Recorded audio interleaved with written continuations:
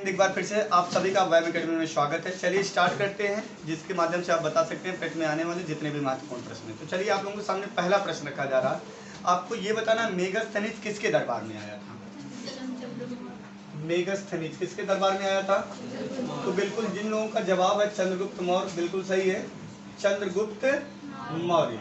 अगर आपसे कह दिया जाए चंद्रगुप्त मौर्य और सेल्यूकस निकेटर के बीच एक संधि हुई थी। चंद्रगुप्त मौर्य और सेल्यूकस निकेटर के बीच एक संधि हुई थी, जिसका नाम क्या था? तो आपका जवाब हो जाएगा एप्पियानस। क्या नाम था?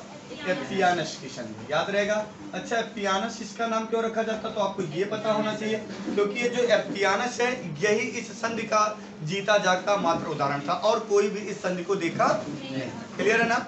ये आपको पता होना चाहिए। तो चंद्रगुप्त मौर्य और सेल्यूकस निकेटर के बीच हुआ था। ये सेल्यूकस निकेटर कौन है, ये आपको पता होना चाहिए। तो सेल्यूकस निकेटर कौन है? तो सिकंदर का सेनापति, सिकंदर। ठीक है, समझ रहे हैं ना? अब यहाँ पर बात आई है मेगास्थनीज की।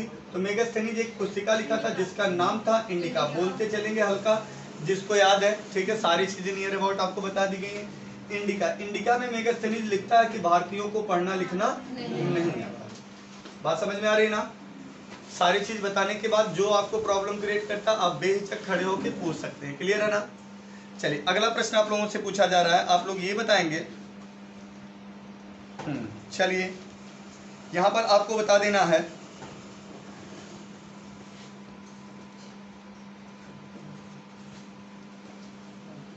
तराइन का तृतीय युद्ध किसके किसके मध्य हुआ था? तराइन का तृतीय युद्ध। तो तराइन का तृतीय युद्ध पूछ रखा है, तो आप यहाँ पे सारा का सारा युद्ध देख लेंगे। तराइन का तृतीय युद्ध हुआ था 1215 में। 1215 में हुआ था। किसके किसके बीच हुआ था? तो आपका जवाब हो जाएगा इल्तुतमिश एल्डोज कुबाचा। क्या बोलेंगे? एल्डोज कुबाचा। याद होना चाहिए, केवल एक नाम आप लोग याद रखते हैं, दोनों अच्छे से पढ़िए, एल्डोज कुबाचा या एल्डोज कुबाचा। क्लियर है? अगर कह दिया जाए कि कुतुबुद्दीन ऐबक का सबसे प्रबल विरोधी कौन था, तो आपका जवाब क्या हो जाएगा? एल्डोज कुबाचा था। ठीक है ना? ठीक है। अगर कहा जाए इल्तुतमिश की बात आई है, तो दिल्ली का अपने आप का पहला सुल्तान घोषित करने वाला, दिल्ली सल्तनत का पहला ऐसा सुल्तान जिसने अपने आप को सुल्तान घोषित किया, तो आपका जवाब क्या हो जाएगा? इल्तुतमिश। और एक चीज याद रखेंगे, जो कुतुबुद्दीन ऐबक था उसकी राजधानी आजीवन काल तक कहाँ बनी रही? लाहौर। बहुत अच्छा। कुतुबुद्दीन ऐबक की आजीवन काल तक राजधानी बनी रही लाहौर। याद रहेगा ना? लाहौर। अच्छा, अब आपको बताना लाहौर से दिल्ली राजधानी किसने स्थानांतरित किया था? याद रहेगा ना? इल्तुतमिश को ही मकबरा शैली का जन्मदाता कहा जाता है। क्या कहा जाता है? मकबरा शैली का जन्मदाता कहा जाता है। मकबरा शैली का जन्मदाता। क्लियर है ना? अगर पूछ लिया जाए भारत में पहला मकबरा किसका था, तो आपका जवाब क्या हो जाएगा? नसीरुद्दीन महमूद। ये नसीरुद्दीन महमूद है कौन? इसी का पुत्र है। ठीक है, किसका पुत्र है? इल्तुतमिश का। क्लियर है? चलिए आगे चलते हैं। अब आपको बताना है कि भारत में पहला कब्रिस्तान कहाँ पाया गया था या कब पाया गया था। तो आपको पता है हड़प्पा सभ्यता में जाना रहेगा। अगर हड़प्पा सभ्यता की हम बात करें, आइए हड़प्पा सभ्यता। तो हड़प्पा सभ्यता में जो हड़प्पा सभ्यता, अच्छा हड़प्पा सभ्यता से थोड़ा सा प्रश्न आप देख लेंगे। जब हड़प्पा सभ्यता की बात आई है, तो हड़प्पा सभ्यता को क्या क्या नाम दिया जाता है? सबसे पहले आप जवाब देंगे कांस्य युगीन सभ्यता।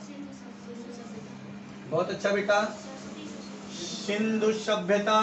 देखेंगे अब आपको यहाँ पर एक पॉइंट जो ध्यान देने वाली बात है, पहले तो ये सरस्वती नदी के पास उतना नहीं मिला था अब भी, लेकिन हाल ही में वर्तमान समय में सरस्वती नदी के पास भी इसके पूरा स्थल मिले हैं। तो पूरा स्थल मिले हैं, इसे एक और नाम दे दिया गया। उसका नाम क्या है भैया? सरस्वती सभ्यता। क्या बोलेंगे आप लोग? सरस्वती सभ्यता। नोट डाउन करते चल रहे हैं विश्वकर्मा जी? ठीक है, तो क्या जवाब देंगे? सरस्वती सभ्यता भी इसको कहेंगे। क्लियर है ना? चलिए अब एक चीज आपको याद रखना है, साथ में कांस्य युगीन सभ्यता के साथ, अब ये आपको पता है इतिहास को यानी कितने भागों में बांटा गया? 3 भागों में। कौन कौन से? तो आप देखेंगे सबसे पहले एक था प्राग ऐतिहासिक। कौन सा ऐतिहासिक? प्राग ऐतिहासिक। और दूसरा क्या था? आद्य ऐतिहासिक। तो यहां से क्यों बताएं? ये देखेंगे आद्य ऐतिहासिक था, प्राग ऐतिहासिक, आद्य ऐतिहासिक, ऐतिहासिक। ठीक है, अब यहाँ पर आपको ध्यान क्या देना है, जो प्राग ऐतिहासिक काल था उसमें लिखने का कोई भी साक्ष्य ही नहीं प्राप्त हुआ है। आद्य ऐतिहासिक काल अर्थात हड़प्पा सभ्यता, सिंधु घाटी सभ्यता या इसके समकालीन जो दजला फरात नदियों के किनारे मिले हैं, जिसे क्या कहते हैं बेटा, मेसोपोटामिया की सभ्यता। कौन सी? ये सब ऐसी सभ्यताएं हैं जो आद्य काल की हैं, समझ रहे हैं ना। आद्य ऐतिहासिक, आद्य इतिहास क्या होता है, जिसमें वहां के लिखने का साक्ष्य तो प्राप्त हुआ है, लिखित साक्ष्य प्राप्त हुआ, लेकिन बहुत अच्छा, अर्थात अगर आपसे पूछ लिया जाए हड़प्पा सभ्यता की लिपि कैसी है, तो आप कहेंगे अज्ञात लिपि है, गूढ़ लिपि है। समझ रहे बात को ना, सारा पॉइंट नोट डाउन करते चलेंगे, भले ही सारी चीजें याद करा दी गई आपको ना, ताकि एग्जाम में कोई भी प्रॉब्लम आपको ना होने पाए, ये याद रखिएगा। क्लियर है ना। चलिए आगे चलते हैं। अगला प्रश्न आपसे कह दिया जाए, अगर कह दिया जाए बताइएगा ऋग्वेद में कुल कितने मंडल हैं? कुल कितने मंडल हैं? तो जवाब क्या हो जाएगा आपका? 10 मंडल है। कितने मंडल है भैया? 10 मंडल। अगर यहां से कह दिया जाए वंश मंडल किसे कहते हैं, तो जवाब क्या हो जाएगा? वंश मंडल। ये आपको पता होना चाहिए, 2 से लेके 7 तक के मंडल को हम क्या कहते हैं? वंश मंडल या गोत्र मंडल या ऋषि मंडल कहते हैं। याद रखेंगे, वंश मंडल, गोत्र मंडल या ऋषि मंडल कहते हैं। तीनों टाइप से पूछ सकता है, वंश मंडल किसे कहते हैं, गोत्र मंडल किसे कहते हैं, ऋषि मंडल। जवाब एक ही आपका, क्या? 2 से 7 तक का जो मंडल है, ठीक है, वह क्या कहे भैया? अब आपको पता होना चाहिए प्रगात मंडल किसे कहते हैं। अगला जो आ जाएगा वही क्या हो जाएगा भैया? क्या बोलेंगे? 8वें मंडल को हम प्रगात मंडल कहते हैं। क्लियर है पॉइंट। अब यहाँ पर ये आपको याद रखना है, जो पहला और 10वां है उसे सबसे बाद में संकलित किया गया, सबसे बाद में जोड़ा गया, सबसे बाद में जोड़ा गया है। क्लियर है। अब ऋग्वेद के जो तीसरा मंडल है, कौन सा मंडल है? तीसरा मंडल। तीसरे मंडल में गायत्री मंत्र का उल्लेख मिलता है। किस मंत्र का? गायत्री मंत्र का उल्लेख मिलता है। तो साफ साफ पूछता है गायत्री मंत्र किस वेद में लिखित है, तो आपका जवाब क्या हो जाएगा?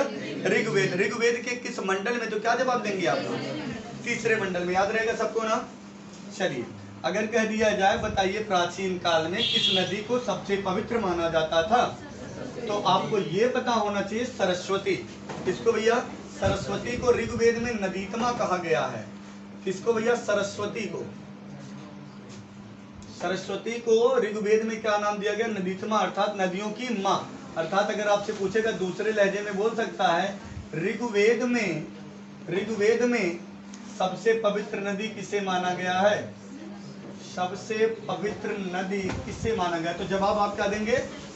सरस्वती, अर्थात नदीतमा, नदियों की माँ। अगर कह दिया जाए ऋग्वेद में सबसे अधिक किस नदी का उल्लेख है, तो आपका जवाब हो जाएगा सिंध। सिंध का नाम क्या था प्राचीन? देखेंगे सुवासा, पूर्णवती, हिरण्यनी। ठीक है, तो आपको ये पता होना चाहिए, याद है। ठीक है, चलिए और कुछ चीजें यहाँ से बातें कर ली जाती है ऋग्वेद से ही। तो सबसे पहले आपने देखा था जो हड़प्पा की हमने बात किया, हड़प्पा सभ्यता कैसी सभ्यता थी? तो ये एक नगरीय सभ्यता थी। कैसी सभ्यता थी? नगरीय सभ्यता थी। और एक चीज याद रखना नगरीय सभ्यता के साथ साथ, ठीक है, यहाँ पे जो सड़कें रहती थी वो एक दूसरे को किस पे काटती थी? समकोण पर विभाजित करती थी। समझ रहे हैं ना। ये प्रश्न बना है कि जो हड़प्पा कालीन सड़कें थी वह एक दूसरे को कैसे विभाजित करती थे? 120 अंश, 90 अंश। तो आपका जवाब क्या आ जाएगा? 90 अंश पर एक दूसरे को विभाजित करते थे। ये पता होना चाहिए। और ये नगरीय सभ्यता थी। तो भारत में एक प्रकार से आप देखिए जो सभ्यताओं का क्रम है वह उल्टा है।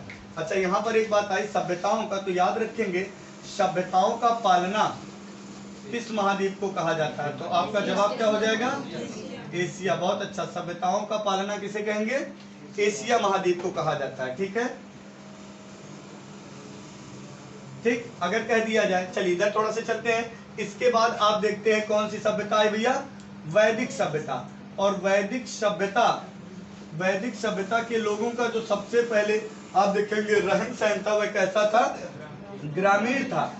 तो भारत में सभ्यताओं का उल्टा क्रम चला, पहले शहरी सभ्यताएं हैं, उसके बाद ग्रामीण सभ्यता। याद रहेगा सबको ना। चलिए आगे चलते हैं।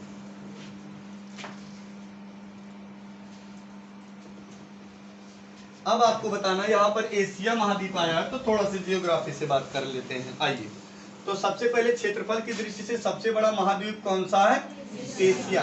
अगर कह दिया जाए एशिया में सबसे बड़ा क्षेत्रफल की दृष्टि से देश कौन सा है, तो आप लोग देखेंगे चीन जवाब देना रहेगा। अब आप सुनेंगे रूस जो है दोनों देशों में आ जाता है, दोनों कॉन्टिनेंटल में आ जाता है, अर्थात एशिया और यूरोप ये दोनों महाद्वीपों में आ जाता है। इसलिए जवाब रूस ना देकर हम क्या देते हैं भैया, चीन। क्षेत्रफल की दृष्टि से जवाब किसको देंगे सबसे बड़ा भैया, अगर एशिया पूछेगा तो जल्दी बोलो आप लोग, तो आपका जवाब हो जाएगा चीन। है तो रूस, लेकिन आपको ये पता होना चाहिए रूस जो है यूरोप और एशिया दोनों में। एक देश और आपको याद रखना, टर्की। टर्की कौन सा भैया, टर्की। टर्की की राजधानी आपको बता देना है अंकारा। क्या है, अंकारा, ये आपको पता होना चाहिए। चलिए, एशिया महाद्वीप में ही विश्व की सबसे गहरी झील स्थित है, जिसका नाम क्या है, बैकाल झील। बैकाल झील की अगर गहराई की बात कर लिया जाए तो बैकाल झील की गहराई हो जाएगी 1940 किलोमीटर। ठीक है, याद रहेगा सबको ना, देख लीजिए मीटर रहेगा, ठीक है 1940। आगे चलते हैं, बैकाल झील की बात कर लिए हैं। अब बैकाल झील को क्या कहते हैं, तो आपका जवाब क्या हो जाएगा, साइबेरिया का मोती। क्या बोलेंगे, साइबेरिया का मोती कहते हैं, ये आपको पता होना चाहिए। ठीक है, अच्छा साइबेरिया का मोती क्यों कहते हैं, बैकाल झील कहाँ पर स्थित है, साइबेरिया में स्थित है। साइबेरिया क्या होता है ये आपको पता होना चाहिए। एशिया, रूस का जो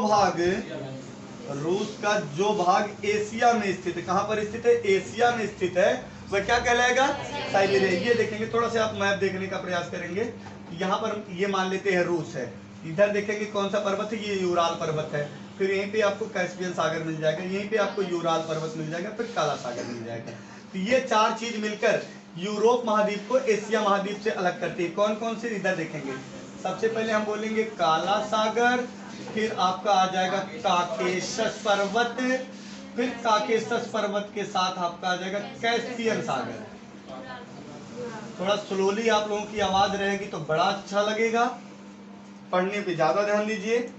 काला सागर, काकेशस पर्वत, कैस्पियन सागर, ये आपको पता होना चाहिए। याद कैसे होगा, का वर्ड पकड़ेंगे, का से काला, का से काकेशस, का से कैस्पियन।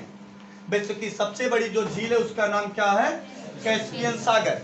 विश्व की सबसे बड़ी जो झील उसका नाम क्या है, कैस्पियन सागर। कैस्पियन सागर की अगर बात कर लेते, कैस्पियन सागर जो है कहां पर स्थित है, तो आपका जवाब हो जाएगा ये यूरेशिया में स्थित है। अब यही मैं आपको समझाने के लिए फिगर बनाया।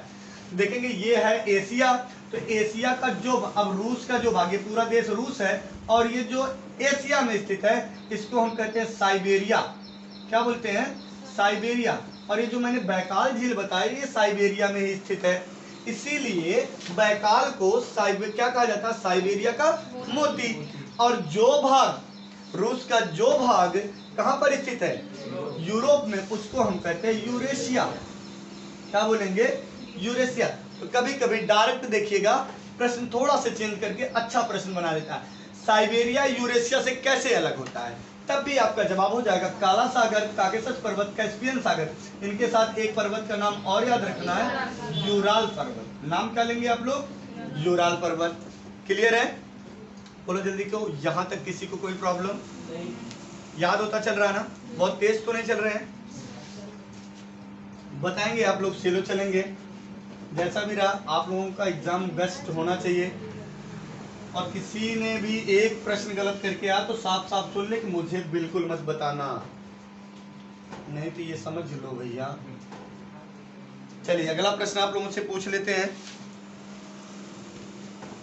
गांधी इरविन समझौता कब हुआ था, प्रश्न बहुत अच्छा बेटा, गांधी इरविन समझौता कब हुआ था, तो गांधी इरविन समझौता कब हुआ था, 1931 में। आइए गांधी जी की बात हुई तो गांधी जी का जन्म कब हुआ है ये आपको पता है, 2 अक्टूबर 1869 को। अच्छा 1869 में एक चीज और याद रखेंगे, सुएज नहर का निर्माण हुआ था। किस नहर का? सुएज नहर का निर्माण हुआ था। इंजीनियर कौन है ये आपको बताया गया था, फर्डिनेंड। ये सन पूछा जाता है, सुएज नहर का निर्माण कब हुआ था, तो 1869 में, ये आपको पता होना चाहिए। चलिए, गांधी इरविन समझौता हुआ 1931 में। तो गांधी जी की बात थोड़ा सा आइए चर्चा करते हैं। गांधी जी की मृत्यु कब हुई थी ये आपको पता है, नाथूराम गोडसे ने गोली मारा था। कब मारा था भैया? 30 जनवरी 1948 को। ये आपको याद रखना, 1948 को। यही कारण है कि 30 जनवरी को क्या मनाया जाता है? शहीद दिवस मनाया जाता है। शहीद दिवस और कब मनाया जाता है? 23 मार्च। ठीक है, विकल्प में 30 जनवरी ना होने पर क्या जवाब देंगे आप लोग? 23 मार्च। क्लियर है? तो गांधी जी ने भारत में पहला आंदोलन कब किया था ये आपको पता होना चाहिए, 1917। गांधी जी ने भारत में, तो सबसे पहले ये देखेंगे 9 जनवरी सन 1915 में महात्मा गांधी जी दक्षिण अफ्रीका से भारत लौट कर आए। कहाँ लौट कर आए भैया? अपने देश भारत लौट के आए। यही कारण है कि 9 जनवरी को प्रवासी दिवस मनाया जाता है। कौन सा दिवस भैया? प्रवासी दिवस। याद रखेंगे, प्रवासी दिवस 9 जनवरी को। और साथ में 4 जनवरी को क्या मनाया जाता है? तो उत्तर प्रदेश प्रवासी दिवस। ये आपको पता होना चाहिए, उत्तर प्रदेश प्रवासी दिवस। बात समझ में आ रही है ना सबको? सब कुछ इसी में चलता रहेगा। सारी की सारी चीजें आप जरूर नोट डाउन करते चलेंगे। इसके बाद वीडियो अच्छे से देख लेंगे सोते वक्त। कब देखना है? सोते वक्त। अगर आप मन को शांत करके सोच लेते हैं तो सबसे अच्छा ये देखने की भी जरूरत नहीं है। सारी चीजें जो बताई गई, रात में जब आप सोने जाइए उसके पहले आंखों को बंद करिए। 35 दिन लगातार करेंगे तो आपका IQ लेवल भी धीरे धीरे बढ़ने लगेगा।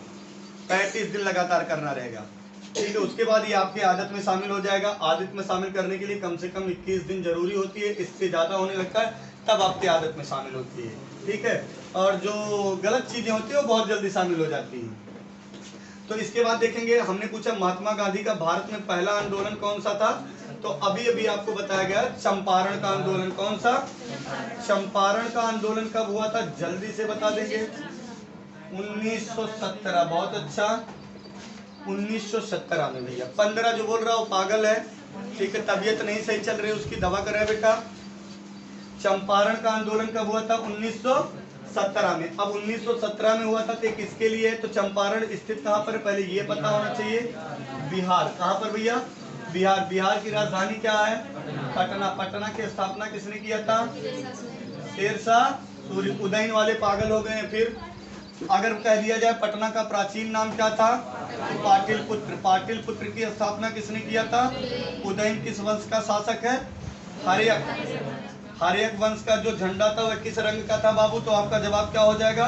हरे रंग का था। किस रंग का था? हरे रंग का था। याद रहेगा ना? ठीक है, दिखाई दे रहा, कोई प्रॉब्लम नहीं, देखते रहिए आप लोग, ठीक है ना। चलिए आगे, यहाँ पर महात्मा गांधी जी की बात हो रही है, घबराइए मत, टॉपिक वही ले चल रहे हैं। तो चंपारण का आंदोलन हुआ। चंपारण कहाँ पर? तो आपको पता होना चाहिए बिहार में जो अंग्रेज लोग थे जबरदस्ती 3/20 भाग पर, 3/20 भाग को प्रतिशत में बदलेंगे तो कितना आ जाएगा? बूढ़े 100% लगा देंगे, 20, 25, 100, 5 या 15, कितना परसेंट? अर्थात खेती के 15% भाग पर जबरदस्ती क्या उगवा रहे थे बाबू? नील उगवा रहे थे। क्या कर रहे थे? नील उगवा रहे थे, जिसके कारण किसान लोगों ने महात्मा गांधी से क्या किया? डिमांड की, मांग की। उसके बाद महात्मा गांधी ने यहाँ पर एक आंदोलन किया और आंदोलन के तहत किसानों को 25% बोनस के रूप में दिलाया। कितना परसेंट? बोनस के रूप में दिलाया। कितना बोलेंगे? किसमें? बोनस के रूप में। किस आंदोलन में? चंपारण का आंदोलन कब हुआ था? तो देखेंगे नील श्रमिकों के ऊपर जो पहले लिखी गई पुस्तक उसका नाम नील दर्पण। अच्छा, एक बार हमने क्या किया भैया, नील दर्पण का पूछा अंग्रेजी अनुवाद किसने किया, तो कुछ बच्चे लिख दिए ब्लू मिरर। बड़े सन के बच्चे होते हैं, क्या बताएं हम, करे क्या हम इन पागलों का। और फिर कह रहे हैं सर जी हम सोचे आप अनुवाद करने के लिए कह रहे हैं, बताइए अनुवाद करने के लिए सिर्फ इतना दिया जाएगा? संतुलन खो दिए मानसिक। यहाँ तो बाबू सोना का फोन आएगा तो रात भर उसी में बिजी रहेंगे, पढ़ाई लिखाई पे एक पैसे का ध्यान नहीं है। इधर आप ध्यान देंगे, ठीक है। तो जो दूसरा होता है वह कौन होता है? तो आपको ये पता होना चाहिए अहमदाबाद का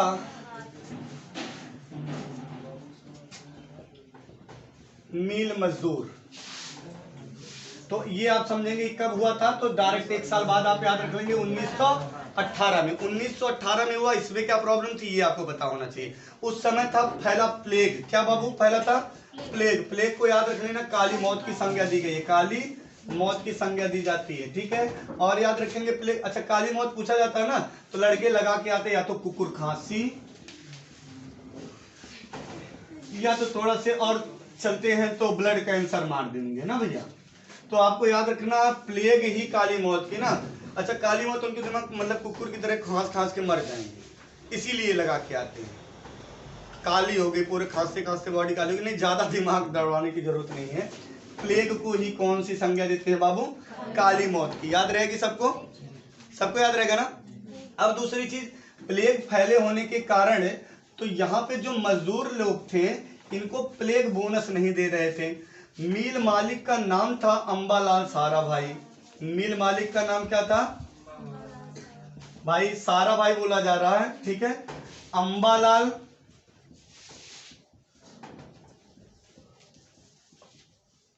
क्या बात है, क्या खामोशी है?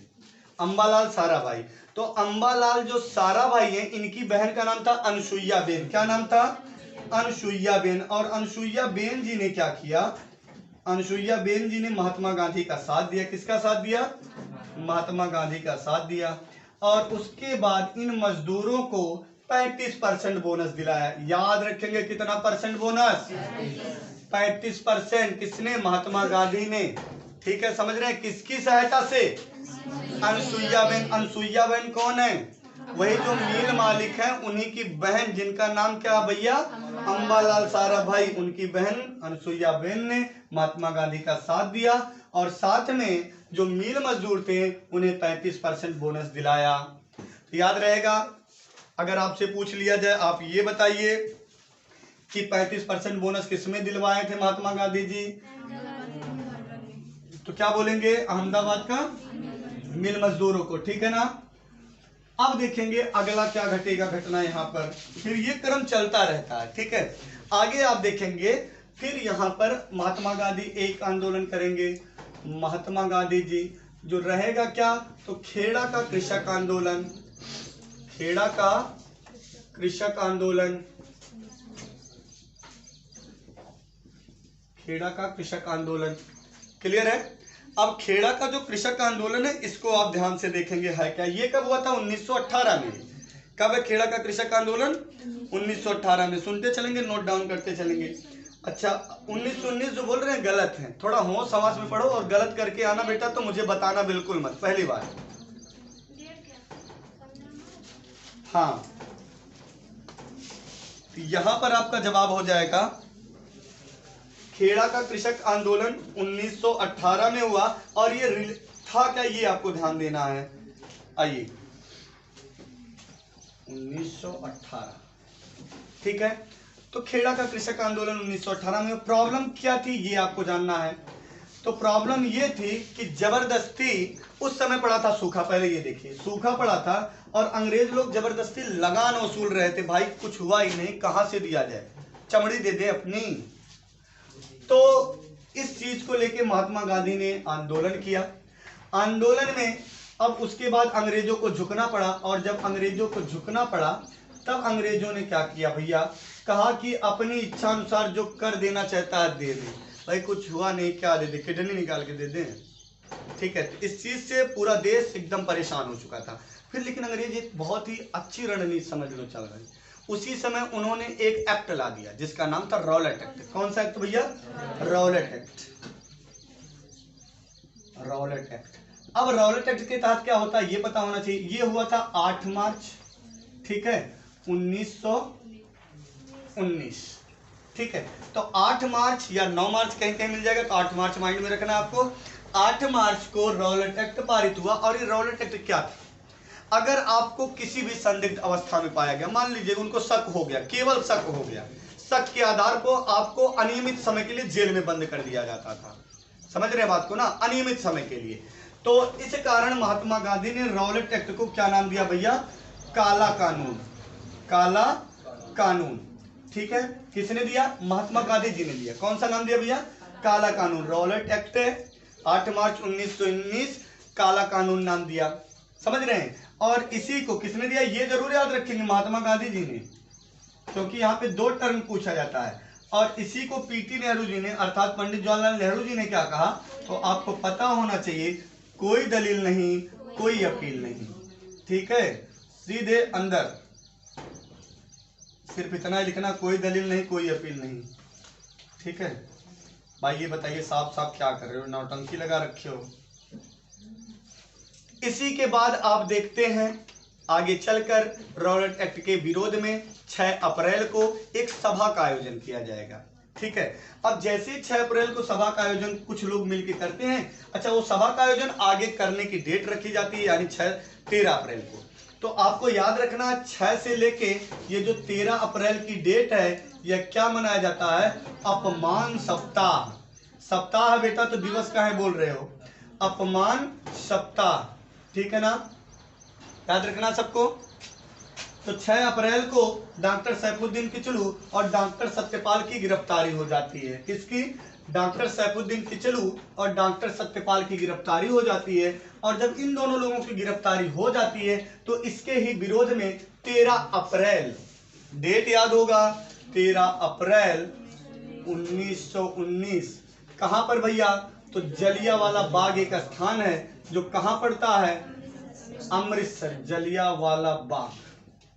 तो जलियांवाले बाग में क्या हुआ भैया, एक शांति सभा का आयोजन हुआ। किस सभा का भैया, शांति सभा का आयोजन हुआ, शांति सभा का आयोजन हुआ। अच्छा इस आयोजन क्यों हुआ, डॉक्टर सत्यपाल और डॉक्टर सैफुद्दीन किचलू की गिरफ्तारी के विरोध में, समझ रहे हैं। किसने किया है सब कुछ, तो हंसराज। और ये जो हंसराज है बाद में ये जाके सरकारी गवाह बन जाता है, क्या बन जाएगा बाद में, ये सरकारी गवाह बन जाता है, समझ रहे हैं। आप नोट नहीं कर रहे हैं, अच्छा बहुत अच्छा। तो 13 अप्रैल 1919 को जलियांवाला बाग क्या हुआ भैया, यहाँ पर देखिए याद मुझे पता है लगभग सभी बच्चों को सारी चीजें करा दी गई, सभी को नहीं याद होगा, 100% बच्चों को कभी नहीं याद होता है, ठीक है। और कितना भी आईक्यू लेवल कम ना हो, 10% से कम भी नहीं याद होता है। अगर आपको लगता है कि आपका बगल वाले की तुलना में आईक्यू लेवल कम है तो आप 10 बार मेहनत कर दीजिए ना, जितना वो 1 बार पढ़ता है आप ज्यादा मेहनत करिए, ऑलरेडी सब कुछ सही हो जाएगा।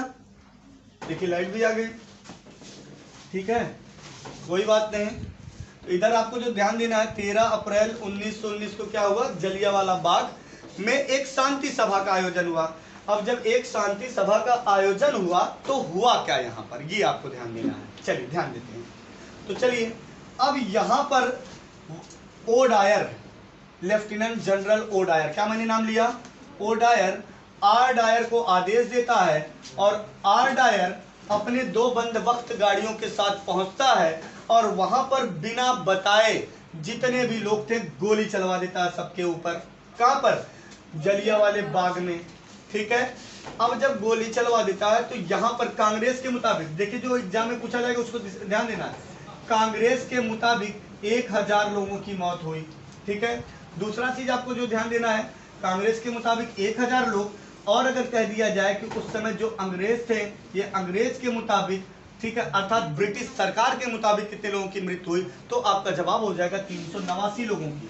कितने लोगों की, 389 लोगों की। बात समझ में आ रही सारी, ठीक है।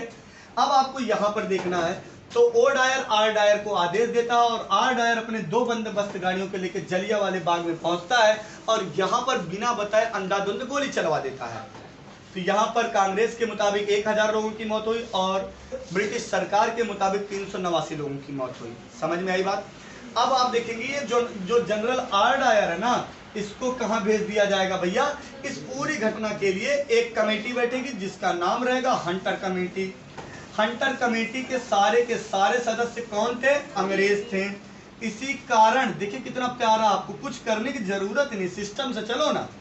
हंटर कमेटी को क्या भैया, जितने सदस्य अंग्रेज थे, इसीलिए हंटर कमेटी को श्वेत आयोग भी कहा जाता है। तो क्या कंफ्यूजन और क्या गलती होने की संभावना भाई, काहे श्वेत आयोग कहा गया, सब के सब इसके सदस्य अंग्रेज थे।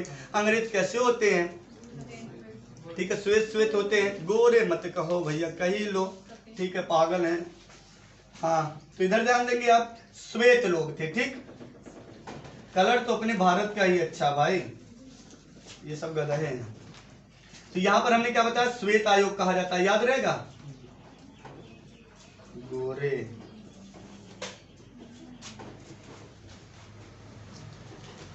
सादगी तो सांवले रंग में ही पाई जाती है भाई, ये आपको पता होना चाहिए।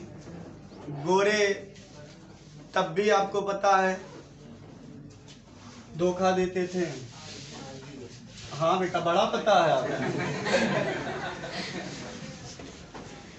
ठीक है, इसीलिए तो। चलिए, तो बात कहाँ थे, आप लोग डाइवर्ट कर दिए। चलिए अब दूसरा क्वेश्चन बोल देते हैं, कोई बात नहीं। चलिए अगला प्रश्न आप लोग देखेंगे। एक प्रश्न बोला जा रहा है, होम रूल आंदोलन के प्रवर्तक कौन थे। बहुत अच्छा, क्या बात है। होम रूल आंदोलन के प्रवर्तक कौन थे। होम रूल आंदोलन के प्रवर्तक कौन थे।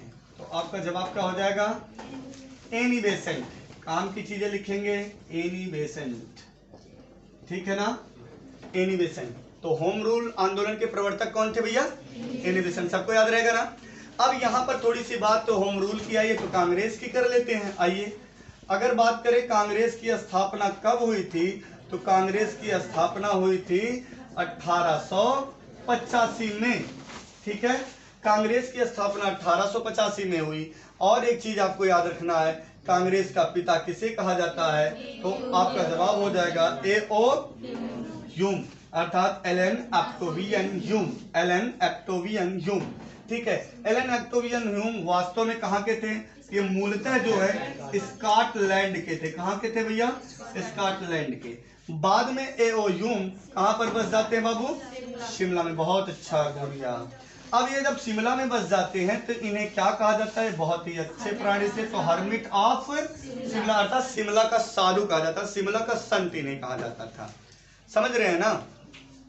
तो आइए, A.O. ह्यूम को और क्या कहा जाता है, तो ये आपको पता होना चाहिए। इन्हें कहा जाता है father of ornithology in India. ठीक है, फादर ऑफ ऑर्निथोलॉजी, इधर लिख दे रहा हूं,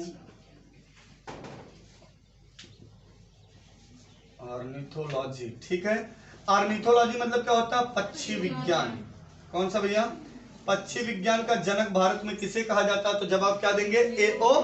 ह्यूम को कहा जाता है। किसे कहा जाता है, A.O. ह्यूम को कहा जाता है। ये चीजें आपको पता होनी चाहिए। क्लियर है ना। चले आगे,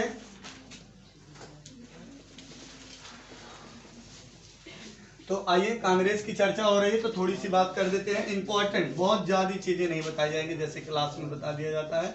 तो कांग्रेस की बात कर लेते हैं। तो कांग्रेस का जो प्रथम अधिवेशन था ये कहां पर होने वाला था, वास्तव में ये होने वाला था पुणे में। कहां पर भैया, पुणे में होने वाला था, पुणे में होने वाला था। लेकिन पुणे में क्या फैला हुआ था, प्लेग। प्लेग के कारण ये कहां पर होता भैया, मुंबई में। अच्छा, पूछ लिया जाए इसकी स्थापना कहां पर हुई थी, तो आपका जवाब क्या हो जाएगा, गोपाल दास तेजपाल संस्कृत महाविद्यालय। बहुत अच्छा, शाबाश। संस्कृत। पहले पूरा प्रयास आपका ये होना चाहिए कि बिना विकल्प के आप आंसर दें। ठीक है, ऐसा जब हो जाएगा तब संभावना जो बनती है गलत होने की, जो भी प्रायिकता बनती है, जो भी प्रोबेबिलिटी बनती है, वो समाप्त हो जाएगी धीरे धीरे। तो समझ में आया। कांग्रेस पे पहले पुणे में क्या फैला हुआ था बाबू, प्लेग। इसके कारण पहला अधिवेशन कहां पर हुआ, मुंबई। अच्छा, पहला अधिवेशन हुआ मुंबई में। अच्छा, पहला अधिवेशन जब मुंबई में हुआ तो आपको याद रखना कब हुआ, 1885 में। इसके अध्यक्ष कौन थे, तो याद रखना है W.C. बनर्जी।